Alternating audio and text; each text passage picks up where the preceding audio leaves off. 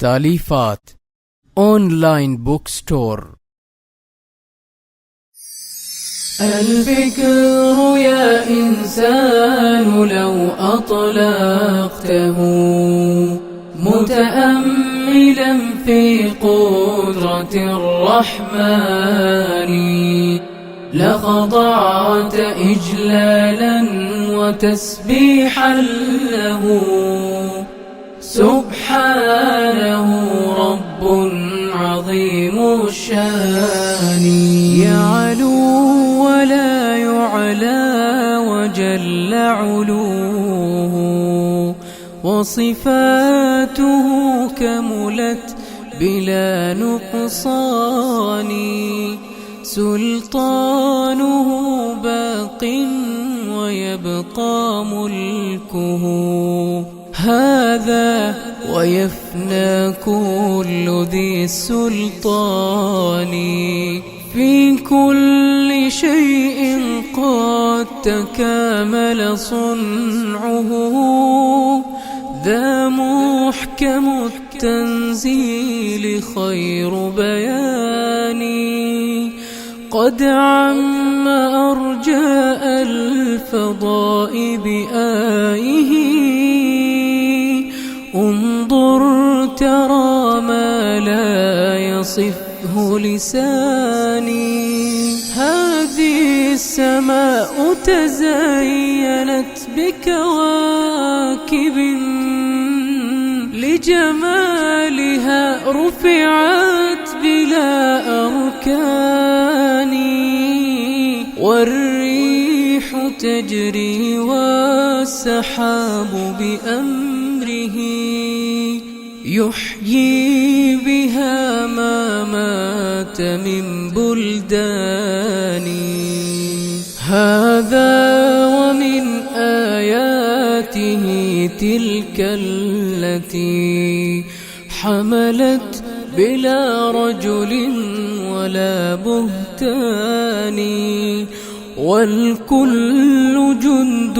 للإله أما ترى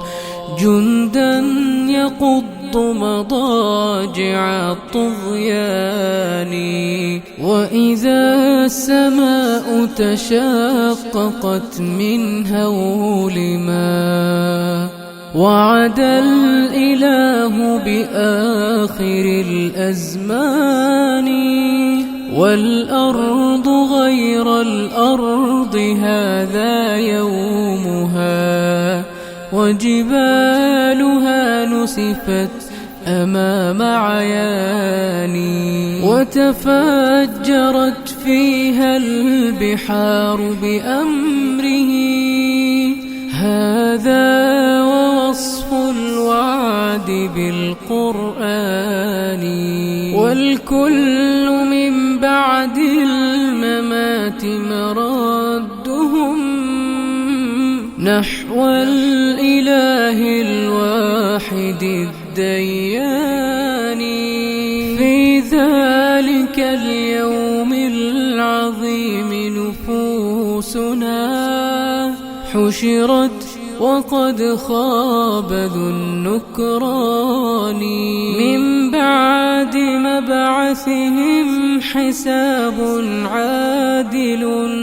يا سعد من ثقلوا على الميزان يا سعدهم وجنان ربي فتحات يتقلبون بأنعم الرحمن قد أفلح الماضون في ركب الهدى